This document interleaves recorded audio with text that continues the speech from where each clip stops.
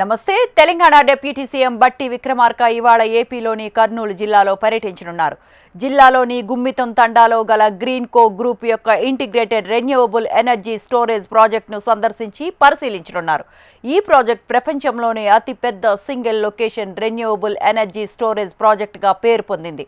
తెలంగాణలో 2030 నాటికి 20,000 మెగావాట్ల గ్రీన్ ఎనర్జీ ఉత్పత్తి చేయాలనే లక్ష్యంతో అందుకోసం సరికొత్త సాంకేతికతను అధ్యయనం చేయటమే లక్ష్యంగా అధికారులతో కలిసి బట్టి ఈ ప్రాజెక్టును సందర్శిస్తున్నారన్న సమాచారం. రాష్ట్రంలో సోలార్, విండ్, గ్రీన్ హైడ్రోజన్ వంటి రెన్యూవబుల్ ఎనర్జీ టెక్నాలజీని బలోపేతం చేసేందుకు సాంకేతికత, వాణిజ్య అంశాలను పరిశీలించనున్నారు. బట్టి విక్రమార్క గతంలో జపాన్లో యమనాషి గ్రీన్ హైడ్రోజన్ కంపెనీని సందర్శించి IRESP గురించి తెలుసుకున్నారు.